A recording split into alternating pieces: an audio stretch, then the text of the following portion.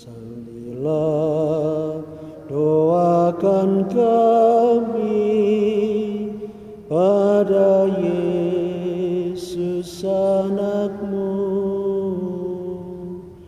dan lindungilah selalu kami sekeluarga. Bapak, Ibu, saudara-saudari yang terkasih, tema rekoleksi kita pada tahun Santo Yosef ini adalah menghidupi keluarga dengan hati seorang bapa.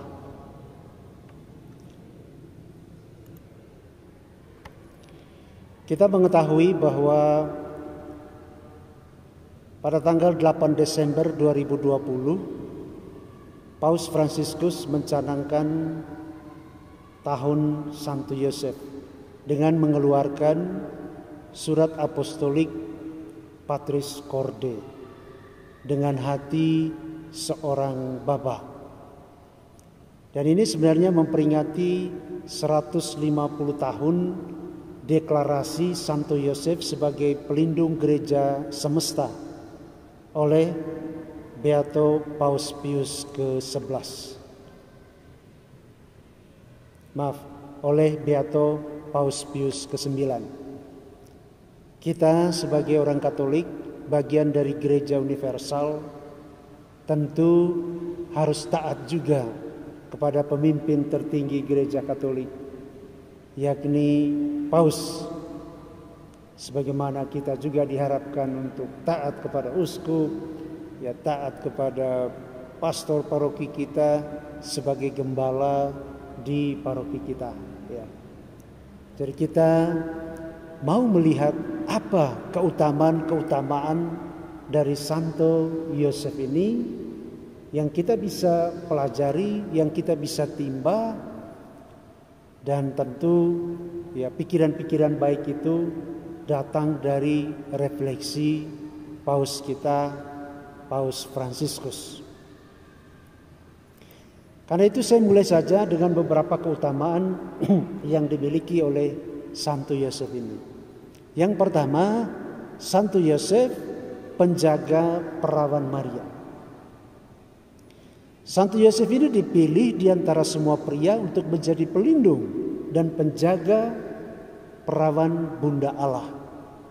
Kita bisa baca itu dalam Injil Lukas pasal 1 ayat 27. Injil Lukas menyebut Maria sebagai seorang perawan yang bertunangan dengan seorang yang bernama Yusuf.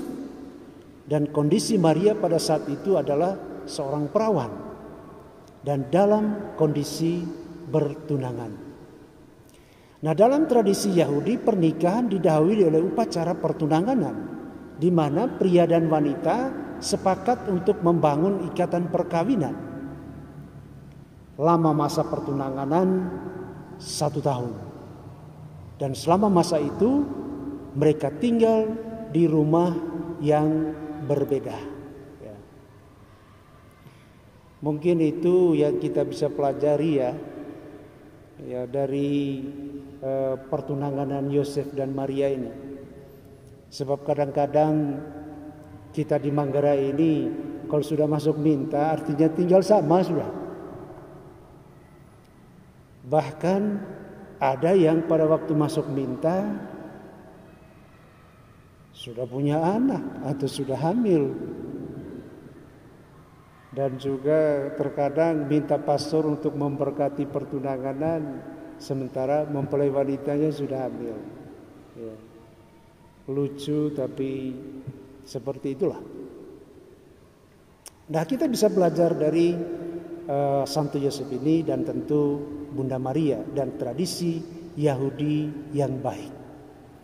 Nah, selama masa pertunanganan ini atau setelah masa pertunanganan ini selesai, mempelai laki-laki akan datang ke rumah mempelai perempuan untuk mengadakan upacara perkawinan dan kemudian membawa mempelai perempuan ke rumah mempelai laki-laki untuk hidup sebagai suami istri. Keperawanan dibuktikan pada saat mempelai perempuan dibawa ke mempelai laki-laki. Dan jika selama masa 1 tahun setelah pengikatan itu terjadi sesuatu, maka perkawinan itu bisa dibatalkan. Lukas menegaskan bahwa Maria adalah perawan. Kenyataan itu nampak dalam pertanyaan Maria kepada malaikat, bagaimana hal itu mungkin terjadi karena aku belum bersuami. Lukas pasal 1 ayat 13. Nah, pertanyaan ini mengungkapkan kesediaan Maria untuk mengandung putra Allah sekaligus rencana untuk hidup murni. Dari tradisi gereja kita mengetahui bahwa Maria memutuskan menjadi seorang perawan seumur hidupnya. Jadi Tuhan tidak memilih sembarang orang ya. Jadi tidak memilih sembarang orang. Dia sudah tahu Maria itu siapa, hidupnya baik ya. Dan di dalam hati kecil Maria sudah punya rencana untuk hidup selibat, untuk hidup murni dan tidak menikah. Dan yang menarik nanti ialah bahwa Yusuf juga kemudian terpanggil untuk hidup selibat, untuk hidup murni. Dan walaupun status legal perkawinan mereka sebagai suami istri, tetapi mereka tidak menjalankan hubungan sebagaimana suami istri layaknya. Nah, Yusuf tentunya mempertimbangkan keputusan Maria untuk hidup sebagai perawan. Yusuf pun menerimanya dan memutuskan untuk hidup murni. Perlindungan Santo Yusuf kepada Maria dilukiskan oleh Injil Matius, karena Yusuf suaminya seorang yang tulus hati dan tidak mau mencemarkan nama istrinya di muka umum, ia bermaksud menceraikannya secara diam-diam. Matius pasal 1 ayat 19. Saya pada waktu pertama kali misa di susteran SLB itu ya, KSSY, saya melihat di situ ada satu patung Santo Yosef yang lagi tidur. Ya, saya terasa lucu, tapi memang benar bahwa Santo Yosef itu tidak banyak bicara, tapi banyak bekerja. Tentu tidur di sini bukan berarti bermalas-malasan, ya. Tapi hanya mau menggambarkan bahwa dia itu sedikit bicara, tapi banyak kerja. Saya sebenarnya bisa menampilkan kepada Anda gambar itu. Lalu ada satu gambar lain lagi yang kontras, ya, di mana ada seorang pengemis, tukang minta-minta, lagi tidur di depan sebuah patung pemuda yang gagah perkasa dengan otot-otot yang kuat. Saya kira foto ini menarik ya. Bagaimana kita melihat ke atas pemuda dengan kekuatan, itu berarti kita tahu bahwa dengan kekuatan, dengan kerja keras kita menghidupi diri kita, ya, kita sejahtera, bahagia, mencapai impian dan cita-cita hidup kita. Sementara satu di depan tidur, malas-malasan, tidak bekerja dan hanya meminta-minta. Ya. Jangan sampai sekarang ya dengan adanya bantuan dari pemerintah, apakah PKH, apakah BLT, apakah apa namanya itu, kita kemudian seperti seorang yang tidur malas-malasan di bawah patung seorang pemuda yang perkasa. Nah, kutipan itu menunjukkan pergumulan Yusuf setelah mengetahui bahwa Maria mengandung dari Roh Kudus. Dari kutipan itu kita dapat merasakan kelurusan hati Yusuf, sikap peduli dan penghormatannya terhadap pribadi Maria. Tentu kita harapkan juga bahwa keluarga-keluarga Katolik kita juga punya sikap seperti Santo Yusuf ini. Jangan sampai seperti sekarang ini ada masalah dalam keluarga atau masalah dengan calon pasangan lalu diumbar-umbar di media massa, lalu kemudian kalau ada keretakan saling maki di sana, saling mengungkapkan aib. Tentu itu saya kira jauh dari sikap Kristiani, ya. Apalagi kalau kita meneladani Santo Yusuf, ya. Dia bukan memendam tetapi mencernakan itu dalam hatinya secara bijaksana. Nanti kita lihat bagaimana keutamaan-keutamaan lain yang dimiliki oleh Santo Yusuf ini. Nah, dari renungan ini kita menyadari bahwa paternitas bukanlah status orang ayah yang hanya mampu memberi keturunan, tapi yang terutama adalah relasi dan pengakaran iman dan kehidupan yang kita berikan kepada anak-anak kita. Yusuf tidak meragukan kesucian Maria. Yusuf memikirkan cara yang terbaik untuk tidak mencemarkan nama istrinya di muka umum. Keraguan kedua ini dijawab oleh Tuhan. Yusuf anak Daud, janganlah engkau takut mengambil Maria sebagai istrimu, sebab anak yang di dalam kandungannya adalah dari Roh Kudus. Kita bisa baca itu dalam Injil Matius pasal 1 ayat 20. Jadi itu tadi keutamaan yang kedua, yakni Bapa pengasuh anak Allah. Santo Yosef sebagai Bapa pengasuh anak Allah. Kebapaan Santo Yosef secara jelas diungkapkan dalam kisah Yesus pada umur 12 tahun dalam bait Allah. Kita tahu semua itu ceritanya. Maria mengatakan pada Yesus, "Nak, mengapa engkau berbuat demikian terhadap kami, bapamu dan aku dengan cemas mencari engkau?" Dengan seruan bapamu ini menyiratkan bahwa Yusuf benar-benar melaksanakan perannya sebagai bapa dari Yesus, dan Yesus melihat Yusuf sebagai bapanya. Paternitas Yusuf nampak pula dalam pemberian nama atas anak yang dilahirkan. Engkau akan menamai dia Yesus. Atau ia pulang bersama-sama mereka ke Nazaret dan ia tetap hidup dalam asuhan mereka. Jadi ungkapan itu mau mengatakan pada kita bahwa Yosef memang benar-benar melaksanakan tugas sebagai seorang ayah, ya, bapa terhadap Yesus, dan sebagai seorang suami yang bertanggung jawab terhadap Maria. Walaupun kita tahu tadi seperti yang saya katakan, mereka tidak melakukan hubungan suami istri. Lalu keutamaan yang ketiga dari Santo Yusuf ini adalah pembela Kristus yang setia. Matius mengisahkan bahwa setelah orang Majus pulang, malaikat Tuhan menampakkan diri kepada Yusuf dalam mimpi dan menyuruhnya membawa anak dan ibunya melarikan diri ke Mesir dan tinggal di sana sampai Allah memberitahunya, karena Herodes sedang mencari mereka untuk membunuh Yesus.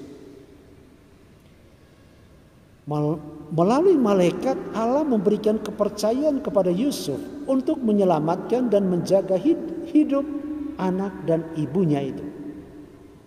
Dan menanggapi kepercayaan itu, Yusuf dengan segera melaksanakannya, walaupun malaikat itu juga memberikan tentang cara dan bagaimana ia harus melakukan. Nah, Yusuf mengambil resiko berhadapan dengan Herodes. Yusuf tidak ada apa-apanya dibandingkan dengan Herodes. Namun Yusuf menunjukkan keberanian. Ia tampil sebagai pribadi yang melindungi, menjaga, dan membela Yesus dan Maria dengan resiko apapun. Saya kira ini kita perlu pelajari, ya, dalam kehidupan suami istri, atau juga ya calon pasangan suami istri kalau ada yang masih muda belum menikah, ya. Bagaimana tanggung jawab seorang ayah, seorang suami. Apalagi kalau kita melihat kenyataan di keluarga-keluarga kita, ya. Ada di paroki kita, di kuskupan kita ini, di mana orang pergi merantau ke Malaysia misalnya, selama 6 tahun tidak pernah memberi kabar sekalipun kepada istri dan anak yang ditinggalkan. Saya kira Anda itu viral di media sosial kemarin yang terjadi di Manggarai Timur ya. Ya, di Manggarai Timur, daerah sekitar Nangalanang kali ya. Selama 6 tahun tidak memberi kabar. Dia tidak pusing peduli istrinya makan apa, anaknya makan apa. Saya kira orang sejaman kita sebodoh-bodohnya ya, meskipun ia tidak sekolah, dia bisa pegang handphone, bisa. Apalagi kalau sudah sampai merantau seperti itu, pasti dia bisa menggunakan alat-alat komunikasi itu. Atau dia bisa meminta orang, ya, bisa menghubungi misalnya keuskupan untuk tolong perhatikan istri dan anak saya mau mengirim uang untuk istri dan anak saya. Semua gampang sekarang dalam situasi sekarang. Ya, saya juga pernah sebagai pastor paroki ya, ketika mencari seseorang, nama ini ada di Kalimantan sana, di paroki mana, kita tinggal cari di Google, paroki itu ada di mana, nomor telepon ada semua di situ, dihubungi, dalam waktu singkat sudah ketemu orangnya, 1-2 hari sudah ketemu.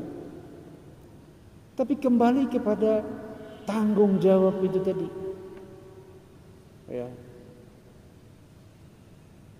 Banyak juga suami terutama ya, ibu bapak ya, suami laki-laki terutama, termasuk saya ini laki-laki, ya. Bagaimana menghabiskan banyak waktu di tempat perjudian atau mabuk-mabuk. Ada satu suster dulu namanya Suster Lisa Marta Sujita, Putri Karmel. Pastornya itu dua orang saudaranya pastor, satu Projo, satu SY. Dia mengatakan begini, orang yang mabuk itu atau merokok berlebihan itu sekedar melupakan pahitnya kehidupan. Ya. Dia mau sedikit lari dari persoalan hidupnya. Ya. Tapi tentu kalau kita lari dari persoalan hidup dengan misalnya perjudian, dengan kemabukan, merokok berlebihan dan sebagainya, itu tidak akan selesai. Kecuali kita menghadapinya. Dan justru pada saat kita menghadapinya, Tuhan memberikan kekuatan kepada kita. Karena apa? Dia menciptakan kita dengan kekuatan untuk bisa mengatasi segala persoalan dan masalah dalam kehidupan kita. Ya. Dan bahwa ada gambaran Tuhan di dalam diri kita. Sehingga begitu kita kembali ke dalam diri kita, kita menemukan Tuhan. Sebagaimana Santo Yosef ini. Maka kita akan bisa memberikan keputusan yang tepat untuk diri kita. Apa yang harus kita lakukan.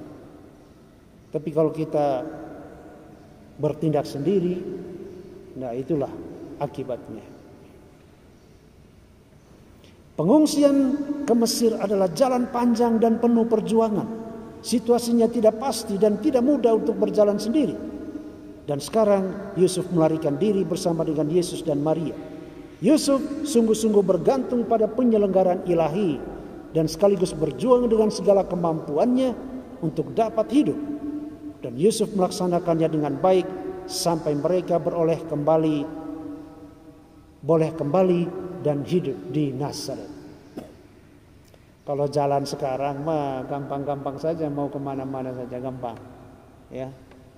Kita tersesat pun asal punya HP sudah beres semuanya. Tapi pada zaman itu susahnya setengah mati.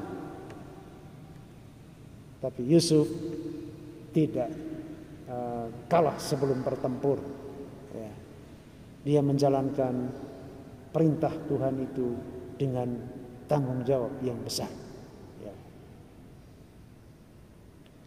Lalu yang keempat, Yusuf kepala keluarga kudus. Santo Agustinus dan Santo Thomas mengatakan bahwa dalam perkawinan itu selalu ada unsur kesatuan rohani yang tak kelihatan, kesatuan hati dan kesepakatan bebas. Ketika mengungkapkan rencana kasihnya dalam firman yang menjadi daging, Allah membutuhkan jawaban manusia, Yusuf dan Maria. Pada saat menjawab rencana Allah itu, Yusuf dan Maria dipanggil untuk masuk hidup perkawinan yang disertai pula dengan kebebasan dan pemberian diri penuh satu sama lain. Karya keselamatan Allah diawali dengan persekutuan yang kudus dan murni, menjadikan lembaga keluarga sebagai tempat kudus dan palungan hidup. Jadi kiranya itu juga menjadi inspirasi bagi keluarga kita. Jangan lupa bahwa panggilan hidup perkawinan dan keluarga itu adalah panggilan kepada kekudusan. Keluarga, rumah kita itu menjadi tempat kudus dan palungan hidup, kata Paus ke-6. Dari pengalaman ini kita melihat bahwa perkawinan itu tidak hanya menyangkut urusan dua orang saja, tetapi juga menyangkut rencana Allah yang mau mencintai dan menyelamatkan kita melalui dan dalam keluarga. Jadi saya kira kita sekalian suami istri atau calon suami istri, terutama lagi suami istri yang sudah hidup bersama tetapi belum mengambil keputusan untuk menikah. Oh, di paroki kita ini, bukan di paroki kita termasuk di keuskupan kita ini banyak sekali. Ya. Saya kadang-kadang heran. Minta baptis anak, orang datang banyak, tapi orang tuanya tidak menikah. Saya tidak bisa mengerti. Bagaimana orang datang ke pastoran, minta pastor paroki membaptis anaknya, sementara dia sendiri belum menikah. Apa visi dan misinya tentang perkawinan? Apa konsepnya, pemikirannya tentang perkawinan itu? Berarti perkawinan itu ya dia berpikir urusan dia sama istrinya saja, atau istri urusan dia sama suaminya saja. Sama sekali tidak ada hubungannya dengan Tuhan. Mungkin dengan orang lain juga dia tidak pusing peduli. Mungkin anaknya juga dia tidak pusing peduli. Bagaimana status legal anak? Kalau terjadi apa-apa salah satu meninggal, bagaimana status legal, warisan dan segala macam. Tapi dia tidak memikirkan itu. Ya, tidak memikirkan. Menunda-nunda sampai berapa tahun. Terus sampai berapa tahun lagi minta supaya pengumuman satu kali saja. Atau harus maksa mesti nikah mesti tanggal 26 Desember atau 27 Desember. Kadang-kadang saya katakan, Anda sudah 5 tahun hidup bersama tanpa menikah. Seharusnya Anda punya banyak kesempatan untuk mempersiapkan diri untuk menghadapi perkawinan Anda. Kenapa kok maksa-maksa seperti itu? Tapi itu tadi tidak punya visi dan misi, ya, tidak punya konsep, tidak punya penghayatan. Apa itu hidup perkawinan dan keluarga? Saya kira itu menjadi tantangan kita semua, ya, tantangan kita semua. Dan satu hal lain lagi, ya, sekarang fenomena sekarang itu adalah banyak juga kasus perceraian. Ya. Paling tidak sekarang ada 400 yang siap disidangkan untuk perceraian. Dan berlipat-lipat dari itu jumlahnya di paroki-paroki yang belum diurus perkawinannya. Merantau di Kalimantan, kawin dengan orang sana, begitu balik sini, lepas istri dan anak di sana, karena mungkin istri dan anak tidak mau ke sini. Sampai di sini, ambil istri baru lagi. Pusinglah pastor ngurusnya. Ya. Tapi itu tadi tidak punya pemahaman rencana yang matang.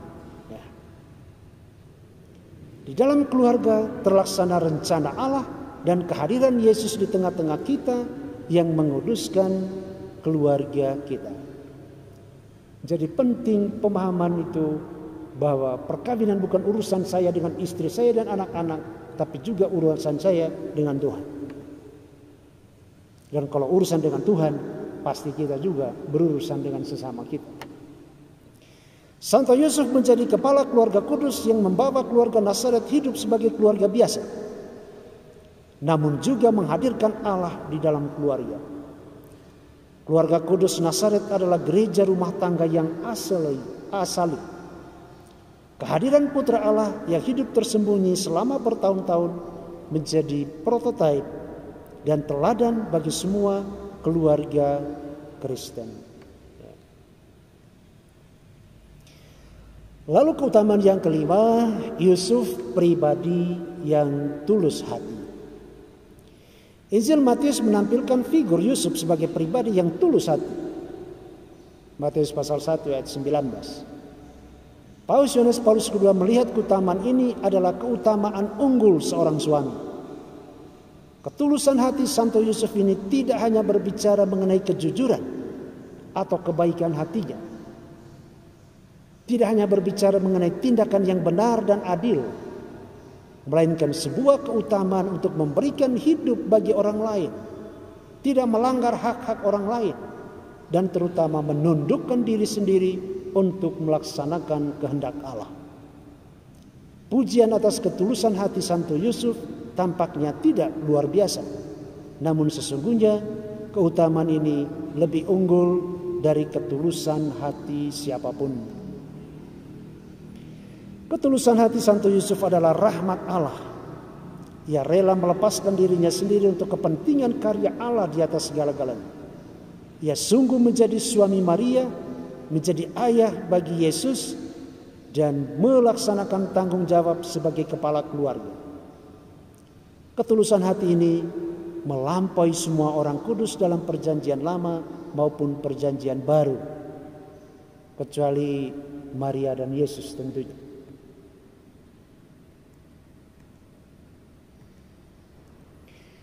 Lalu yang berikut, Yusuf pribadi yang bijaksana. Kebijaksanaan adalah sebuah keutamaan dalam mengambil sebuah keputusan yang baik pada situasi tertentu dan sekaligus melakukannya dengan cara yang tepat. Itu namanya kebijaksanaan. Mengambil keputusan yang baik dalam situasi tertentu dan melakukannya dengan cara yang tepat. Jadi bukan hanya maksud atau pikiran baik saja, tapi juga cara yang baik. Istilah rohani yang sering digunakan adalah discernment. Discernment itu diungkapkan di dalam Roma pasal 12 ayat 2. Janganlah kamu menjadi serupa dengan dunia ini, tetapi berubahlah oleh pembaharuan budimu, sehingga kamu dapat membedakan manakah kehendak Allah, apa yang baik, yang berkenan kepada Allah, dan yang sempurna. Dalam mengambil keputusan, Santo Yosef menampakkan kebijaksanaannya. Jadi kata discernment itu sebenarnya sangat perlu dalam kehidupan kita. Dalam kehidupan kita sehari-hari, ya, banyak sekali hal-hal yang membuat kita harus mengambil keputusan, harus mengambil pilihan dari sekian macam pilihan. Ya. Apakah saya harus melakukan ini atau melakukan ini? Mana yang terbaik, ini atau itu? Ya, mungkin anak muda juga perlu discernment ketika harus menentukan apakah ini suami yang Tuhan mau berikan, calon suami yang mau Tuhan berikan kepada saya, ataukah ada orang lain yang lebih tepat dari sekian misalnya yang menaruh simpati atau cinta pada dia. Ya, discernment itu sangat penting. Dan tentu ya kesuksesan discernment itu kalau kita melibatkan Tuhan, ya, untuk bisa membantu kita memberikan keputusan yang tepat. Yusuf dengan hati-hati dan cara yang baik mengambil setiap keputusan yang tidak mudah dalam mengemban perutusan Allah menjadi penjaga Yesus dan suami dari Maria. Dia tahu bagaimana membuat keputusan yang diperlukan setiap saat. Selalu berusaha untuk bertindak sesuai dengan hukum Tuhan dengan cara yang bijak. Ia teguh dalam hukum Tuhan tetapi lembut di dalam cara. Ya. Misalnya ketika dia tahu bahwa Maria sudah hamil, ya, dia tidak uring-uringan, dia tidak marah-marah, ternyata kamu tidak setia dan begitu, atau mencampakkan. Tapi dikatakan dalam kitab suci, dia berencana mau diam-diam menceraikan Maria. Justru disitulah discernment itu. Kadang-kadang untuk mencapai satu keputusan atau dalam masa discernment itu ada satu istilah menunggu timing yang tepat, menunggu saat yang tepat. Ya. Itu kita bisa juga masuk dalam istilah kontemplasi misalnya. Ketika kita bimbang untuk memutuskan sesuatu, kita harus masuk di dalam kontemplasi, mengkontemplasikan pilihan-pilihan itu. Sehingga dengan bantuan rahmat Allah nanti kita menjatuhkan keputusan kita secara tepat dan benar.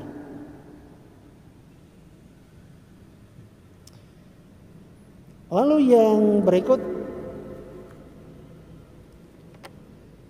Yusuf pribadi yang berani dan teguh. Uskup Agung Fulton Johnson pernah berkata, kekuatan itu dapat didefinisikan sebagai keutamaan yang membuat kita mampu menghadapi rasa takut akan kesulitan dan bahaya yang menghalangi kita dalam melaksanakan tanggung jawab kita.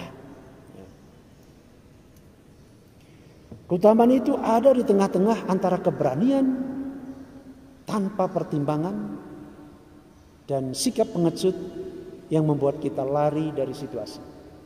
Ya. Jadi keberanian itu ya, atau keputusan yang tepat tadi itu ada dalam dua pertimbangan itu. Ya, keberanian tanpa pertimbangan, dan yang kedua pengecut, lari dari situasi. Ya.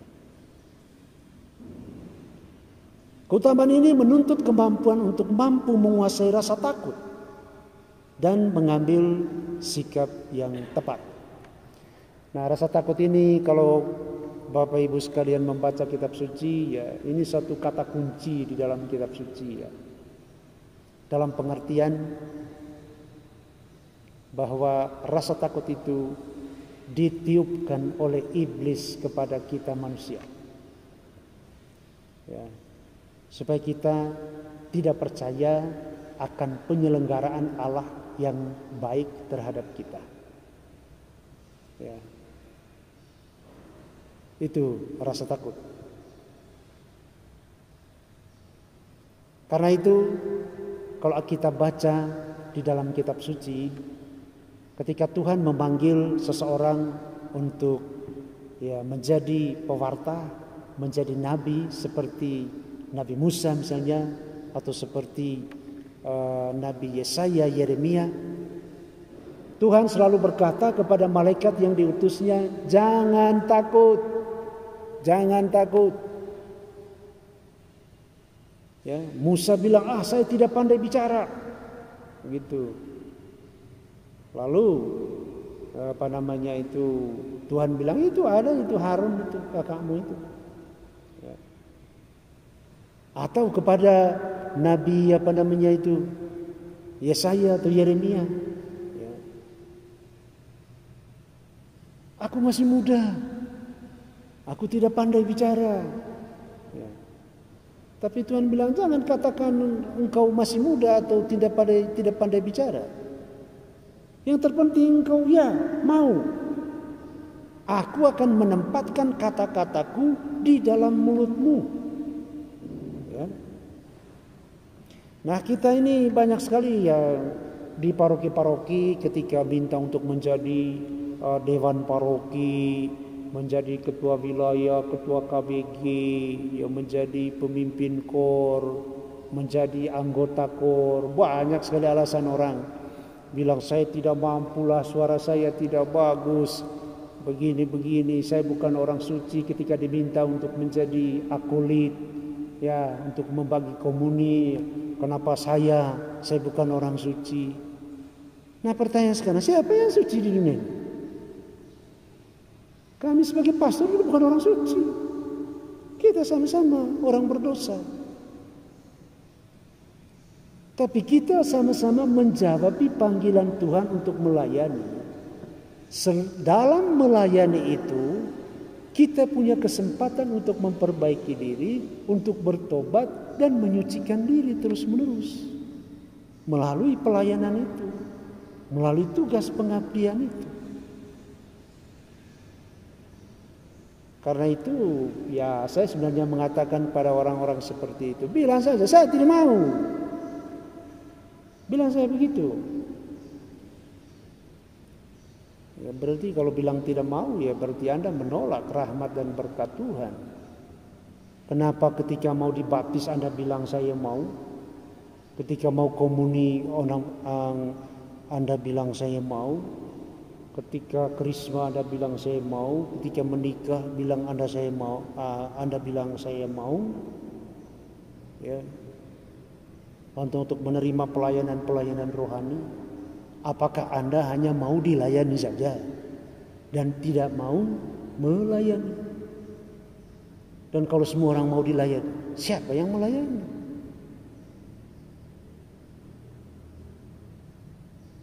Jadi disitulah ya kita ya punya keberanian ya, untuk mengatakan ya. Jangan seperti Tuhan bilang, jangan bilang tidak mampu. Aku akan menempatkan kata-kataku di dalam mulutmu. Ya. Aku akan menyertai engkau dalam tugas dan pelayanan. Ya. Santo Santa adalah orang yang berani dan teguh dalam keutamaan rohani karena cinta dan pemberian dirinya kepada Allah. Ya.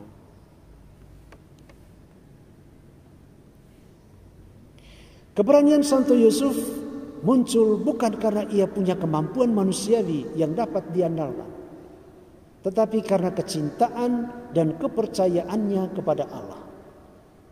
Santo Yusuf mengandalkan Allah dalam menghadapi tantangan dan situasi yang paling sulit sekalipun. Keberanian seperti inilah yang ada dalam diri Santo Yusuf dalam menghadapi tantangan yang tidak mudah.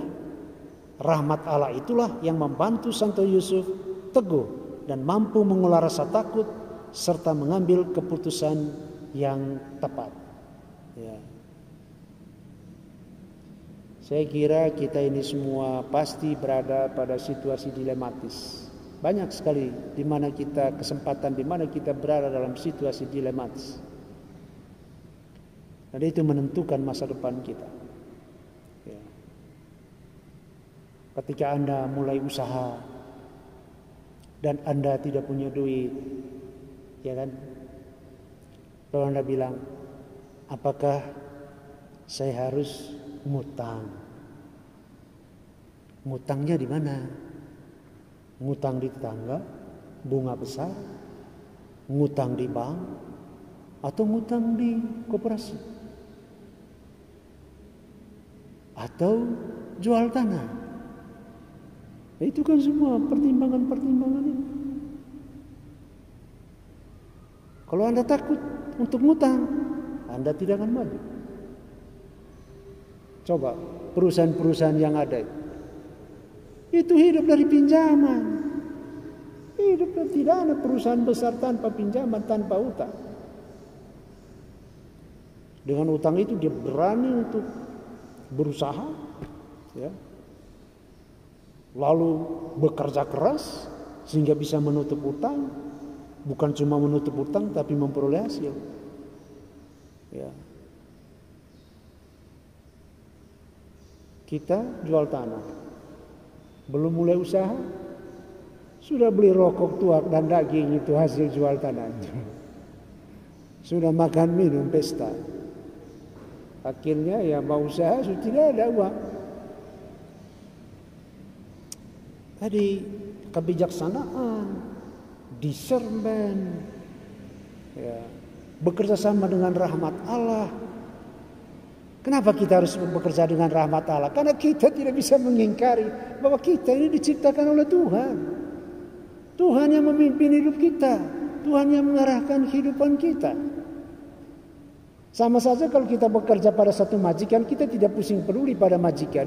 Majikan bilang sementara saya yang kamu kasih gaji, saya yang kasih kamu fasilitas-fasilitas, misalnya kasih kamu rumah, kasih kamu sepeda motor untuk transportasi, lalu engkau tidak mau mengikuti spirit, arahan, kebijakan dari perusahaan saya.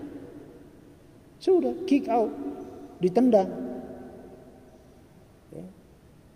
Ya demikian juga lah, Tuhan yang menciptakan kita. Kita ini milik Tuhan. Karena itu kita dipimpin oleh roh Tuhan. Karena itu kita juga diminta untuk memberikan diri kita dipimpin oleh roh Tuhan itu. Untuk bisa mencapai keselamatan, kebahagiaan bukan saja di surga tapi juga di dunia ini. Ya.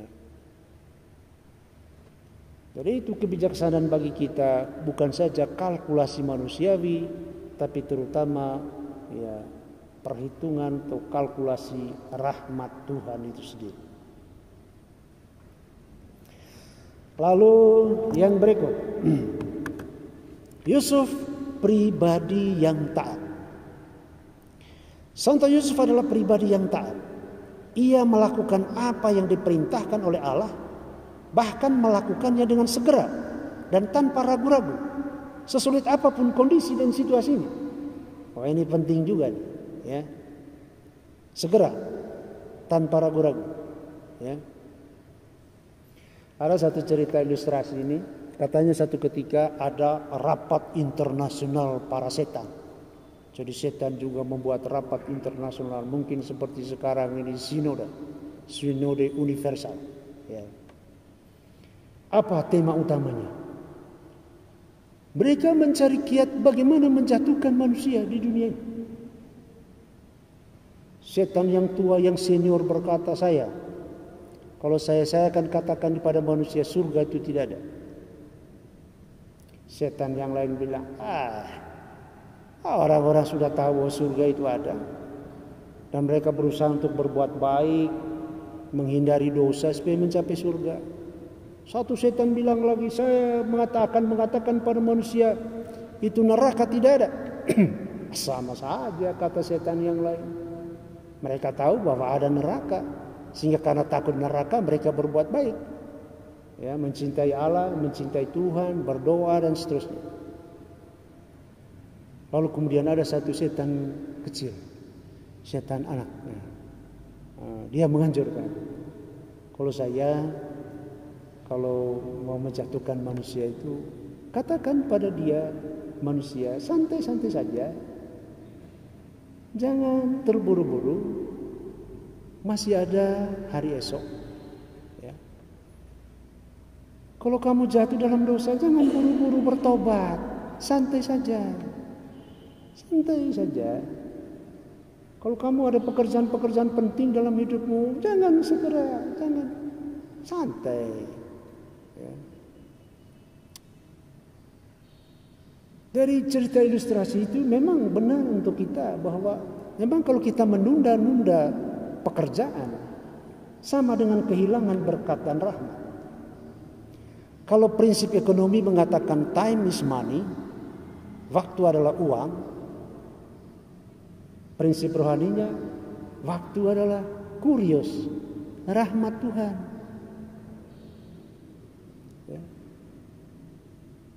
Nabi Yesaya mengatakan carilah Tuhan selama ia dapat ditemui. Ya. Artinya setiap saat itu Tuhan mau mencurahkan berkat dan rahmat-Nya kepada kita. Sehingga kalau kita tidak ada pada kesempatan itu, kita kehilangan berkat dan rahmat. Misalkan saja, kita diberi kesempatan untuk mengikuti misa pada hari Minggu, tapi kita tidak datang. Bisa jadi kita kehilangan kesempatan pada saat itu Tuhan mencurahkan berkat dan rahmat-Nya untuk kita.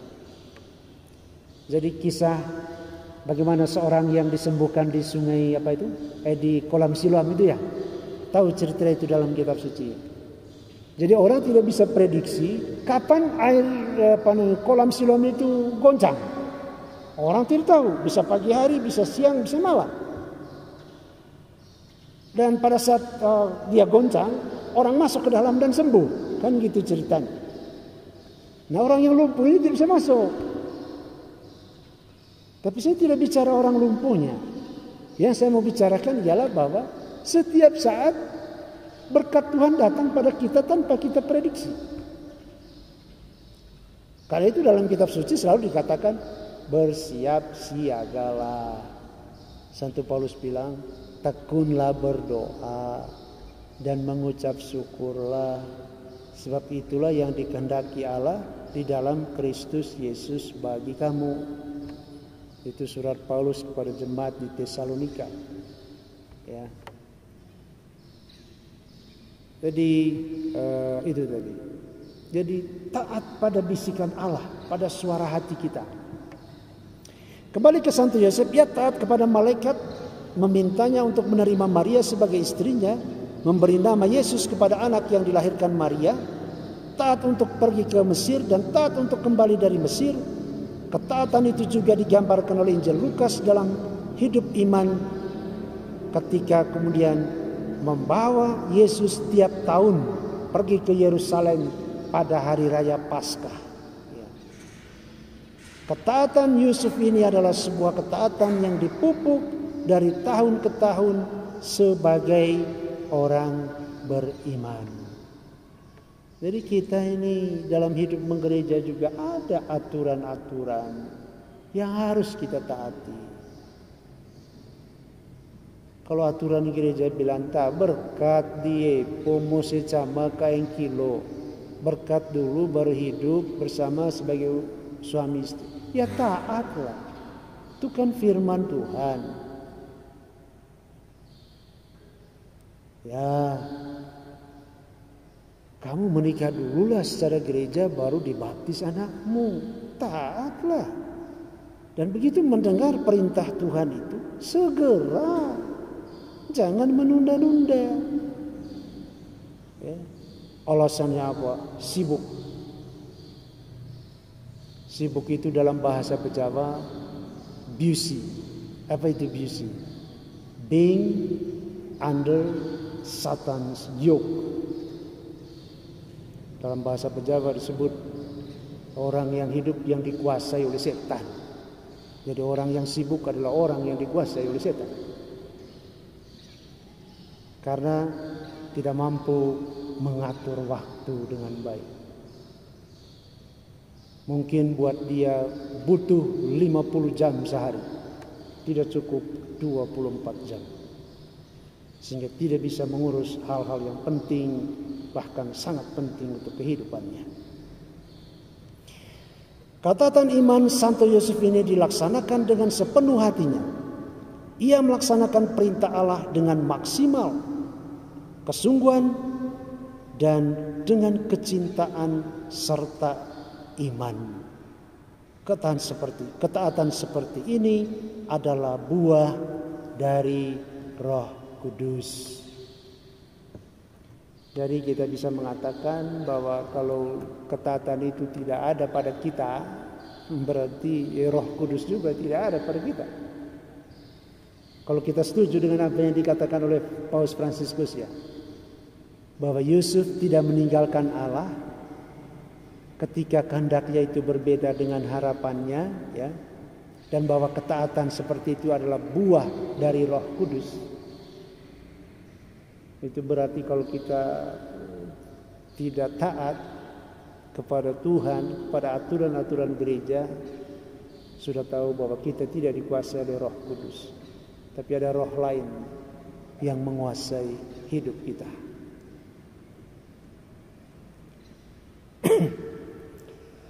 Masih banyak tentunya ya keutamaan-keutamaan dari Santo Yosef ini yang kita bisa pelajari. Kita bisa renungkan di rumah kita masing-masing. Antara lain misalnya Yusuf pribadi yang setia, ya. Mungkin ini perlu kita jelaskan juga sedikit ya. Kita lihat bersama-sama tentang kesetiaan. Apa itu kesetiaan? Kesetiaan adalah keputusan yang dibuat sekali dan dipegang untuk selamanya. Keputusan yang disertai dengan komitmen. Jadi kalau sudah menikah dan tanda kesetiaan itu dengan cincin, itu dibuat sekali dan dipegang untuk selamanya. Demikian juga kalau kita membuat perjanjian bisnis, sekali dibuat dan dipegang untuk selamanya. Dan disertai komitmen. Tidak bisa sudah bikin perjanjian di situ, bikin perjanjian lagi di sini, bikin perjanjian lagi di sana. Saya sudah 28 tahun jadi pastor ya. Saya pernah dulu membawa orang dari PT Sampurna dari Surabaya ya, untuk bekerja sama dengan kita. Kita di sini menyiapkan lahan untuk tembakaunya dan juga cengkehnya. Cengkeh mereka tidak terlalu urus karena memang itu secara alamiah. Tapi tembakau ini ya diberi bibitnya, bibit unggul, cara menanamnya. Dia tanya lebih dulu, engkau punya, kita pergi ke Toka waktu itu ya. Kau punya lahan tembakau berapa? 1 hektar. Berapa hasilnya? Berapa kilo 1 hektar? Dia bilang sekian ratus kilo. Tidak sampai 300, 400. Lalu dia bilang, oke, saya akan bimbing kamu. Dan saya pastikan 800 kilo 1 hektar. Nanti dengan harga sekian. Waktu itu sekilo, tidak sampai 50. Harga ditentukan oleh mereka. Tapi orang Manggarai, sepengetahuan, ada beberapa contoh yang saya bawa orang Jakarta. Orang Manggarai tidak memegang, tidak setia, ya, tidak memegang keputusan, tidak ada komitmen. Begitu sudah ada hasil tembakonya, bukan dijual kepada orang yang mengadakan perjanjian tadi, tapi dia jual ke orang lain, dia jual ke tengkulak. Bagaimana bisa berkembang? Ya sudah, putuskan, berhenti. Saya juga pernah bawa orang dari Jakarta, dari Labuan Bajo sampai Bari untuk urusan rumput laut. Mereka berjanji untuk memberikan bibit unggul, lalu mereka mengidentifikasi penyakit-penyakit rumput laut. Ya. Lalu bagaimana caranya membersihkan rumput laut supaya dia punya bersih, harganya bersaing di internasional, karena mereka ini Jakarta berarti ke Jepang lagi ngekspornya. Oke, kita buat kelompok-kelompok, sejalan saya sampai di Bari sana dengan mereka. Ya. Tapi setelah memberi pelatihan, ya, diberikan itu semua, begitu ada hasilnya, dia jual ke tengkulak. Geleng kepala orang Jakarta. Tidak bisa kita dagang seperti ini. Tidak bisa menjaga, tidak bisa setia, tidak bisa menjaga satu sama lain, kepercayaan, tidak bisa dipegang, ya, dan tidak ada komitmen. Akhirnya putus. Ya memang seperti itulah. Dalam kehidupan perkawinan dan keluarga juga begitu. Kalau tidak ada kesetiaan dalam hal-hal kecil di dalam rumah tangga, berbuat seenaknya. Padahal pada waktu menikah teriak lantang, ya. Tapi kemudian dalam kehidupan sehari-hari tidak setia pada istri, tidak setia pada suami, tidak setia pada anak, anak dibiarkan begitu saja, tidak diurus. Ya. Jadi itu yang kita bisa pelajari, ya. Dari Santo Yosef yang kemarin itu secara resmi ditutup ya tahun Santo Yosef itu ya. Tapi saya kira gemanya tetap ada. Dan dia menjadi pelindung gereja. Devosi kepada Santo Yosef ini hendaknya terus kita laksanakan di dalam kehidupan kita. Karena sebagaimana saya katakan tadi, dia memang diam, tidak banyak bicara. Tapi justru dalam diamnya dia memberikan nilai-nilai yang luar biasa, keutamaan-keutamaan yang luar biasa, yang menjadi contoh bagi kita orang Katolik. Sebenarnya dalam gereja banyak juga santo-santo seperti Santa Teresia dari Lisieux, digelar doktor honoris gereja, pujangga gereja. Padahal dia ini bukan sarjana teologi, bukan doktor teologi. Hidupnya pun pendek, usianya pun pendek. Tapi apa yang dia perbuat, yang sederhana, yang kecil-kecil itu,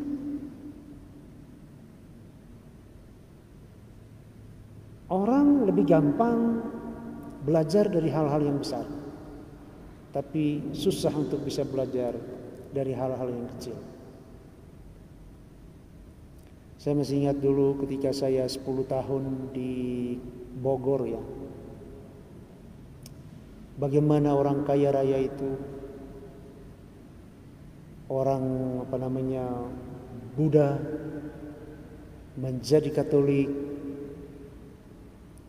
lalu kemudian luar biasa perubahan. Ketika kita mengadakan KRK, Kebangunan Rohani di Jakarta, yang ngatur sendal orang itu di luar sana itu dia. Padahal dia ini pemimpin perusahaan besar, kaya raya, mobilnya saja 12M harganya, Rolls Royce, rumahnya juga, punya hotel, dan seluruh karyawannya begitu senang, begitu bahagia melihat perubahan pimpinannya. Jadi bagaimana kekuatan firman Tuhan dan keteladanan orang-orang kudus itu merubah dia menjadi orang yang bukan saja baik untuk dirinya, bukan saja baik untuk keluarga, bahkan baik untuk anak buah di perusahaannya, baik untuk semua orang. Menjadi penyumbang untuk gereja, termasuk gereja kita di Flores. Jadi itu perubahan-perubahan. Jadi itulah yang kita harapkan dari Santo Yosef ini, untuk tetap membimbing kita sekalian, sehingga kita juga menghargai pekerjaan-pekerjaan kecil. Banyak gereja sekarang suruh KBG datang bersih gereja, mana mereka mau?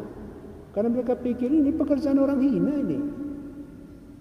Karena itu sewa orang lah lebih baik. Sewa saja orang untuk bersih gereja. Padahal justru nilainya bukan karena gereja tidak punya duit untuk membayar orang-orang membersihkan gereja, tapi bagaimana umat kita dilatih untuk menghargai pekerjaan-pekerjaan kecil. Dan Santa Teresia Lisieux menjadi santa dan pujangga gereja karena pekerjaan-pekerjaan kecil seperti itu.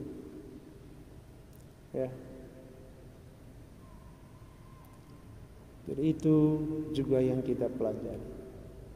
Baik, itu saja yang saya bisa sampaikan pada kesempatan ini. Setelah ini Bapak Ibu sekalian diberi kesempatan untuk pengakuan dosa.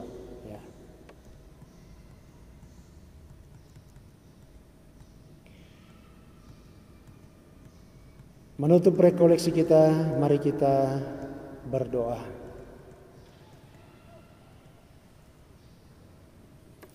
Dalam nama Bapa dan Putra dan Roh Kudus. Amin.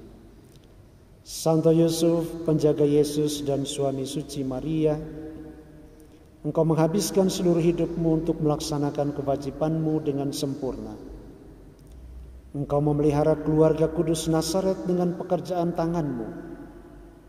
Lindungilah mereka yang mempercayakan diri kepadamu. Engkau mengenal harapan dan kerinduan mereka. Mereka datang kepadamu karena mereka tahu bahwa Engkau memahami dan melindungi mereka. Engkau memahami artinya pencobaan, kelelahan, dan pekerjaan. Namun dalam persoalan kehidupan itu, hatimu penuh dengan kedamaian dan bersuka kegembiraan karena kedekatanmu dengan Putra Allah dan Maria, bundamu yang lembut. Semoga kami dapat belajar darimu dan juga menjadi abdi putramu dan bundanya Santa Perawan Maria. Santo Yosef yang menjaga keluarga Nazaret, Kau biara Bunda Allah serta Yesus penebus. Sambilah doakan kami pada Yesus anak-Mu, dan lindungilah selalu kami sekeluarga. Kemuliaan kepada Bapa dan Putra dan Roh Kudus, seperti pada permulaan, sekarang, selalu, dan sepanjang segala abad. Amin.